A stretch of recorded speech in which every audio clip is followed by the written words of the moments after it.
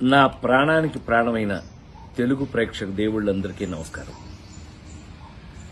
మొన్న Robin Hood pre release ఈవెంట్లో అనుకోకుండా డేవిడ్ వార్నర్ మీద నా నోట్లోంచి ఒక మాట దొర్లింది.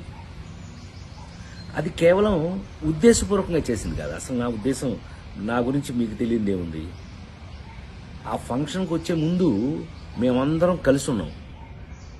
ఎంత అల్లరి చేశాము అని అంటే గనక నితిన్ని అతన్ని మీరంతా నాకు పిల్లలు లాంటి వాళ్ళు అన్న అంటే గట్టిగా వాటేసుకుని నేను మెదలకుండా ఉండకుండా నువ్వు యాక్టింగ్ చేస్తున్నావు కదా, నువ్వు యాక్టింగ్లోకి రా, నీ సంగతి చెప్తానన్నా.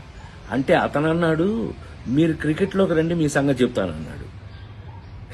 ఇలా మ్యాక్సిమం అల్లరి చేసాము. అల్లరి చేసి ఆ ఫంక్షన్కి వచ్చాము. ఏది ఏమైనా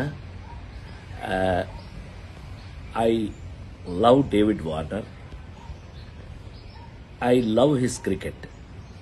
David Warner love our films, love our acting. So మేము నాకు తెలిసి ఒకళ్ళకి ఒకళ్ళు బాగా క్లోజ్ అయిపోయాం.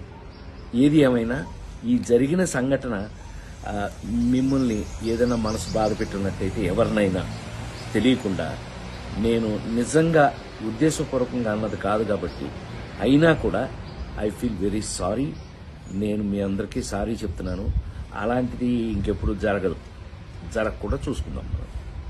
కానీ 28వ తారీఖున రాబిన్హుడ్ సినిమా మాత్రం తప్పకుండా చూడండి, మా అందరి కోసం.